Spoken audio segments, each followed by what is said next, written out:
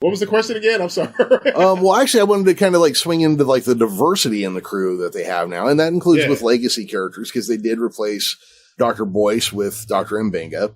Right. And they kind of did some things in there where, we did get Uhura on there. So we started to get a more like, you love the Cage. I love the Cage. You turn that on and you see nothing but white men.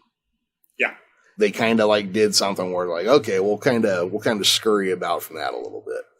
Yeah. Yeah. So I always feel like the world should be reflected the way the world is. And when you have the future, hopefully you'll see a world that has progressed even further, which was Gene Roddenberry's original vision. When you see a black woman on the bridge, when you see an Asian man on the bridge, when you see a Russian on the bridge, which back in the day was supposed to signify, I know we're going through some Russian stuff right now, but in the future, we've gotten past that. Yeah. When you see the person who created the ultimate computer is a black man, when you see, you know what I mean? They were very diverse back in the 60s in a way where that you did not really notice. And of course, the kiss. Well, I was going to say for the 60s, it was super diverse. Yeah. But when you go back and you watch it today, there's like even later, like in the motion picture, remember there's that pullback shot of them in the shuttle bay where the captain or Admiral Kirk is addressing everybody. Right. And all the Native Americans have long hair and feathers and beads. Right. And I'm like, guys, this is Yeah, it said, okay, we've gotten certain places, we still got a ways to go. Yeah, I mean, look, I'm all cool with Native Americans keeping as much of their culture. My great grandmother was Native American, raised on a white orphanage where they used to scrub their mouths with wire brushes for speaking their native languages. I know a handful of actors out of Canada who are Cree Indians. I've seen what modern Indian life is, and they may keep a few ornaments around that are more traditional, but for the most part, they wear Levi's and cowboy boots. Right. And if you're going stereotypical, it's fine to a point, but if it's just blatantly obvious, it's almost like, okay, like you were saying, jeans and t-shirts, and sometimes you can't even tell. Especially this far out. But when they do that shot, now when I was a little kid, I thought it was cool, but when I was older and I saw that and I realized what I was looking at, I was like, come on. Yeah. But, the other thing in there is you've got, why did I forget her name? Who's the little Spitfire on the piloting line there? Melissa. Oh, who plays Ortegas? Ortegas, yeah. Yeah. So you've got this little, what seems like a butch little chick, but she doesn't really do anything that butch besides her like attitude. We haven't seen them like try to say that she's any one sexuality or different in any way from anything. Right. And they've kind of, at least for a couple of the characters, laid like a baseline bisexuality down where you just don't flinch if you find out Chapel's been on a date with a girl and a guy, Right. So it's they've kind of very like laid this like very smooth, just kind of cool. Like, okay, where everybody's in here, we've got black people, we've got aliens, we've got, Yeah, listen, I am here for it. I love it. I feel like it's doing what it should be doing in terms of what representation and how it's supposed to matter. Representation matters. I say Absolutely, this, I say it in every interview. I will always say it until I can't say it no more, and then I'll be writing it down. Representation matters. When I grew up, like Sidney Poitier, rest in peace, is and was a personal hero of mine. Mm-hmm. And when I look at how Mr. Poitier's life and career was very influential to myself, and then years later, I look at how when Black Panther came out, and you see little black kids running around acting like T'Challa, acting like the Black Panther, it's a beautiful thing because it's doing what it was supposed to do. The movie did, it showed a representation. It showed me. It showed my skin color. It showed, even if I'm lighter than, say, like Chadwick Boseman, rest in peace, or darker, it showed a brown person. It showed a black man who was a king and from a country that was not touched by the outside world or affected by the outside world. So representation is everything when it comes to something, especially like Star Trek. So when you see an Ortega's character, when you see a Nurse Chapel character, and we're touching on her life, who she dated, who she, likes in terms of men and women, a black doctor, an African doctor, Uhura, African. Yeah, they often forget that about her when they bring that up, that she's Kenyan, I believe, right? I was it Kenyan or? Well, in the original show, it was the United States of Africa in the original show. Oh, I did not know that. Okay. Yeah. Well, but she spoke Swahili. Yes. You remember? Yeah. And one of the things, I want to say this too. One of the things this is where I had to tell people is go sit down and shut the F up. Yeah. Because when Uhura was announced and they showed who was playing it, the first thing that a lot of white people were saying they were talking about her hair. Mm-hmm. And the hair issue bothered me in terms of what people were saying because, first of all, they were saying her hair looked butch, but then they were saying her hair looked nappy. Okay, nothing about that chick looks butch. Exactly. Yeah. And her hair is not nappy. And no. I feel like no one who is not black has a right to critique black hair because our hair is unlike anybody else's hair on the planet. And I feel like say something like that is not only very extremely disrespectful, it's racist in many forms, and it's very insensitive to the fact that you're just going by what an older Uhura looked like. This is a young cadet.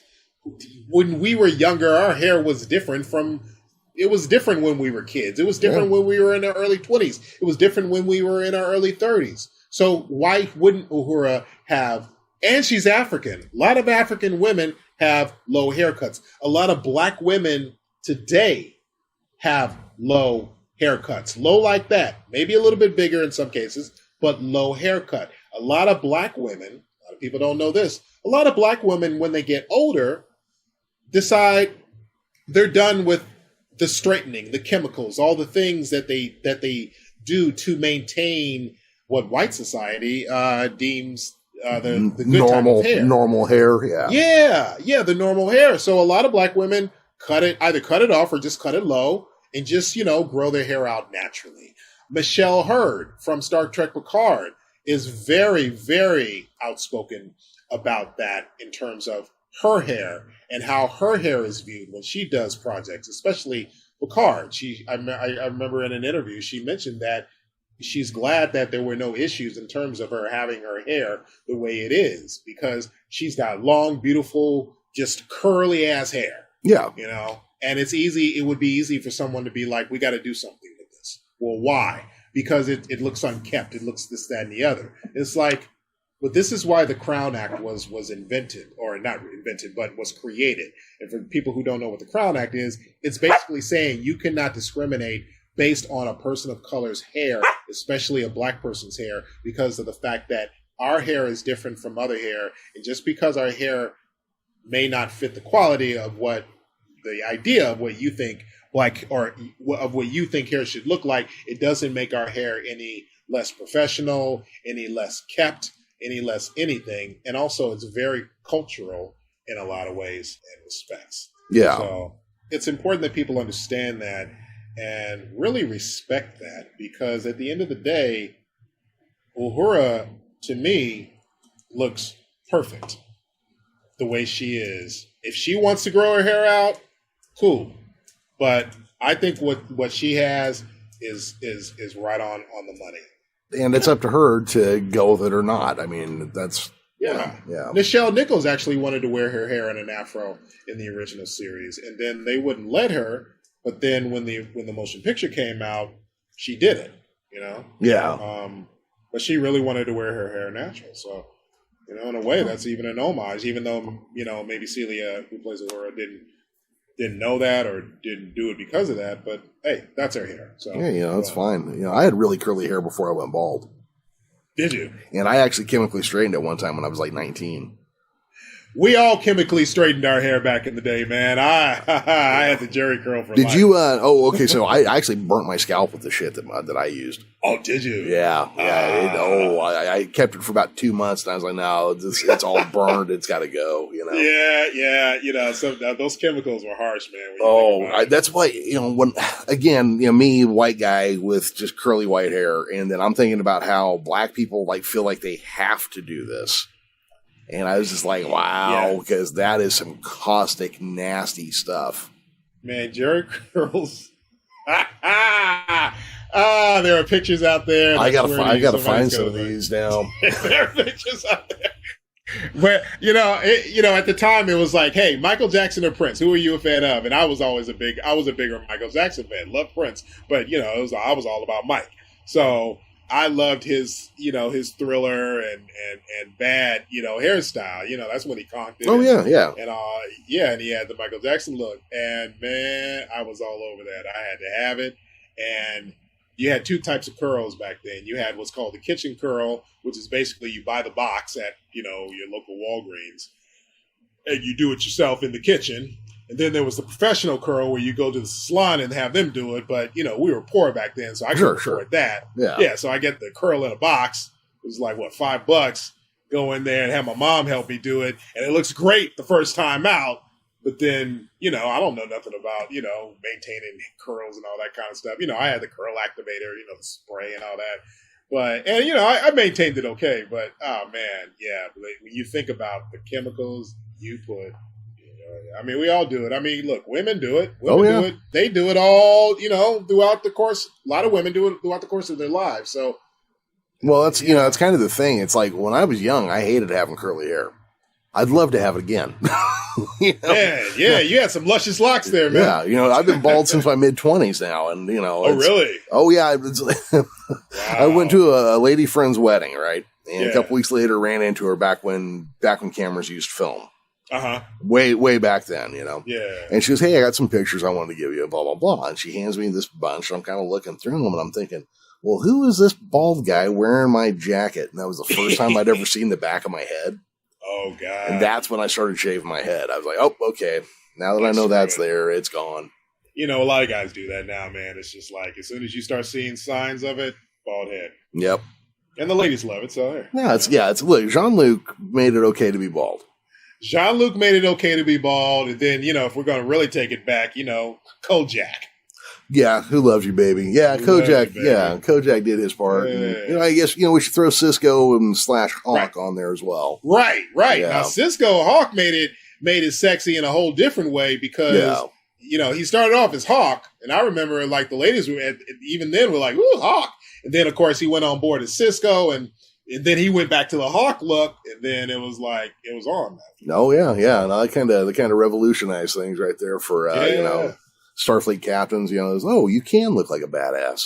Right, exactly. Which I always thought it was interesting, because he clearly wanted to get away from the Hawk look, and I'm sure the studios was even do that too, but it just didn't make him look as hard ass or badass as the Hawk look. So somehow or another, somewhere down the line, I'm sure somebody was like, okay, we're about to dive into some really deep territory here. We need a badass looking captain. Hey, Avery, what do you think about going back to the Hawk? What I mean? So his voice did a big part of the authoritarian sound, the authoritative.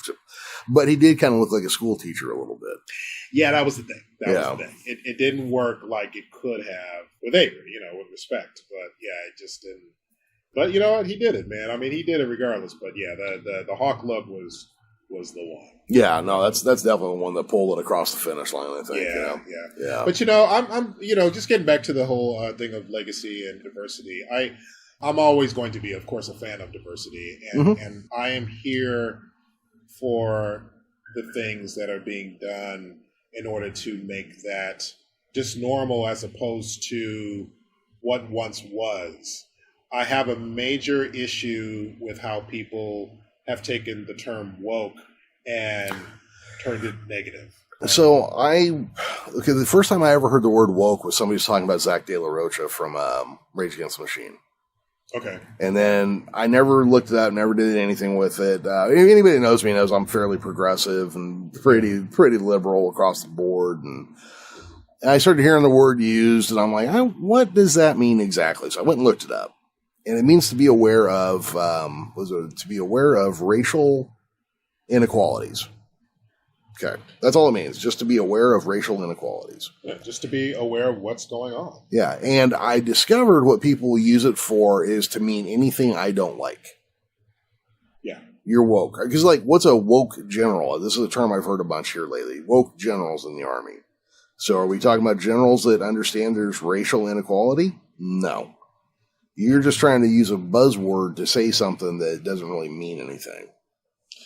It's turned it upside down. It's dumb yeah. how people have taken it and turned it into a negative, because it really does just mean knowing what is happening within your culture, within the world, within just you as a whole. There is a saying, I wish I could find it, that Dr. King said, and it had to do with somebody commenting on Dr. King and all that Dr. King did, and basically saying that what he was doing was dividing the country. And his response, and I'm paraphrasing here, his response was basically, no, it's not doing any of that. It's calling out what's actually going on in the country. And the people who feel this way are the people who are bothered by the fact that they're being called out.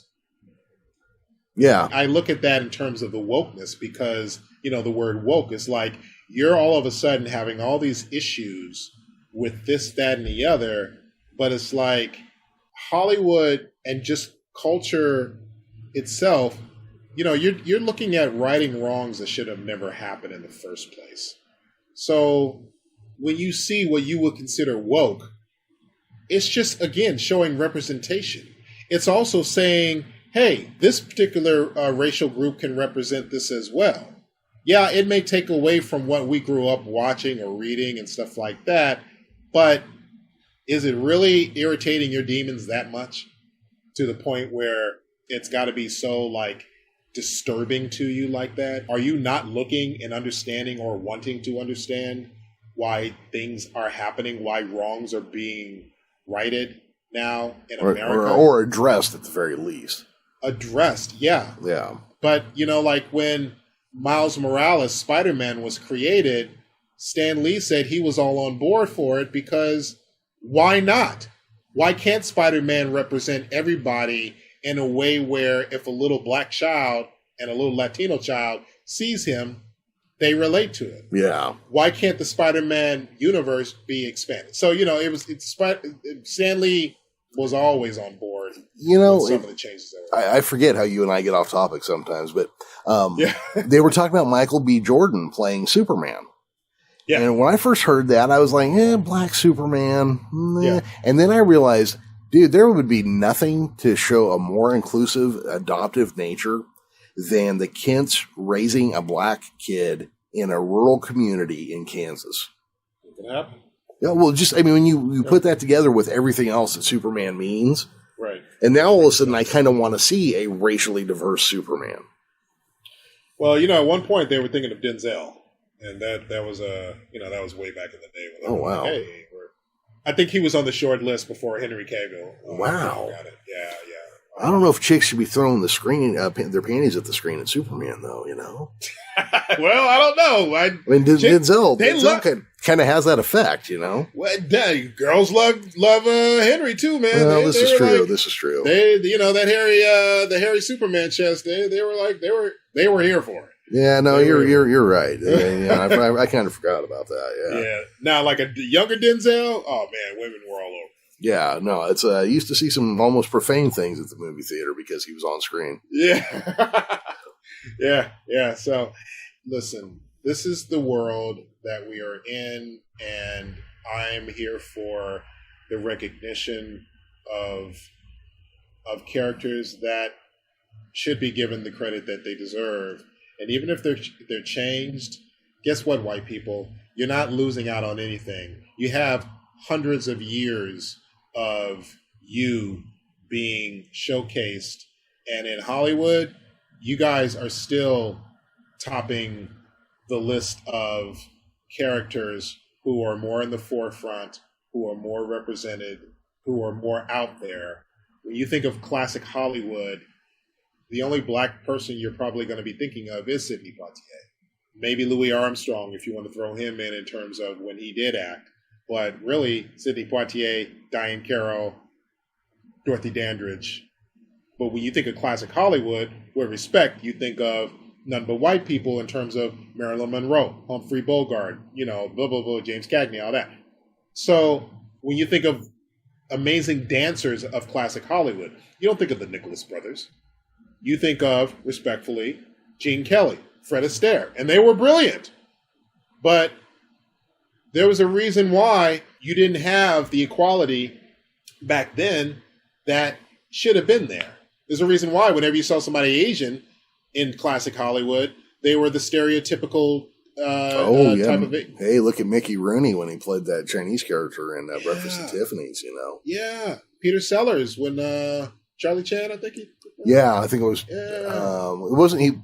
There's a different name, but it was Peter Sellers playing Charlie Chan, but it was under a what do you call it, filed off name. Yeah. So it's like, and then with the majority of black people on screen, they were, maids, butlers, or just not represented in a positive light and in a respectful light. So, and I think, as we kind of wander on this one, probably 1970s TV is the first time you started to see, black and Latino people, quite honestly. Mm-hmm. Who was that? He's the guy that did like All in the Family, created all those shows. Oh, Norman Lear. You go back and you look at his shows, and all those shows, you'd occasionally get, you get a Latino family, like, I can't even think of the show I'm trying to name, but, you have everything from the Jeffersons. Mm-hmm. So you have rich black people living this way. Then you had, Good Times, which was like one of my favorites when I was a kid. Because JJ was funnier than hell, but but you really saw a spectrum of how people lived at that point, and it takes a hell of a writer to take a giant mean bigot like Bunker and get you to laugh at him. Right. Like that was pretty brilliant when you look at that show. Yeah. It says so much to society. It does definitely point a mirror at people like Archie Bunker. And it says, look at yourself. Oh, yeah. But, as a kid growing up, watching these shows and seeing the representation that was there, I looked at the Herb Jefferson Jr.'s who played Boomer on the original Battlestar Galactica. Yeah. And I was so grateful to be able to have the opportunity to meet and work with Herb Jefferson Jr. on Star Trek Renegades, and basically to tell him, you were one of the people that I saw. I saw you, and I saw me in you doing what you did on a show that I loved. I loved the original Battlestar, but I saw you and me because you were this older black man with a fro. I had a little fro when I was a kid, mm-hmm. And and just representing that, of course, with Michelle as well, and you got all this great representation from so many different aspects. It's a great thing, man. It's a beautiful thing. It's beautiful to see black, white, Asian, Latino doing it. And in many cases, not even mentioning race, but it just being there. And both things, I love the fact that Deep Space Nine, I think, touched on race maybe 3 times, but the underlying premise that was beautiful about it was you had basically, if you take away the sci-fi element, you had a black single father running a corporation. Yeah. And touching on black single fathers in a positive light is such a beautiful thing. Sirach Lofton has touched on this many times. We've actually done a couple of interviews together where we've spoken about it. That was a beautiful thing to see. I didn't grow up with a father. My father, rest in peace, he was not there for me growing up. And I knew a lot of black kids who had that. And it's not just black people who don't grow up with fathers. White people who grow up without fathers too. But in a black family, to not have a father growing up, that was a huge, big deal. And, you see a positive representation of that in Star Trek. like they did with Deep Space Nine. Hey, man, that was a beautiful thing to see. Especially considering all the shit he was dealing with, as he was like trying to be a single father, raise this teenage son who's running around with this little Ferengi kid who was like a badass. And we all knew those kids, it's like the one kid who's just influencing and making him do all the bad stuff. Nog represented that badass kid. Now, meanwhile, Cisco's like trying to like deal with Kardashians and all sorts of things. And it's like, but now I got to deal with the fact that Odo's lighting me up because he and Nog keep messing around on the promenade. I loved it, man. I loved it. I was like, yeah, this is great. I wish there was like a easy Ferengi naming convention because I'd love to see Eddie Haskell turn into a Ferengi name. He would be a Ferengi. Yeah. Eddie, yes. Oh, yeah. But because he was always the shit starter, man. Yep. And as soon as like one of the parents came, oh, how you doing, sir, Mr. Cleaver? Oh, Mrs. Cleaver, I must say that's a lovely brooch you're wearing on it. And I love when they were always just like looking at him like, cut the shit, Eddie. Yeah. They knew. Yeah. They were onto him. That was great. That back and forth was classic, man. Yeah, that was some good stuff.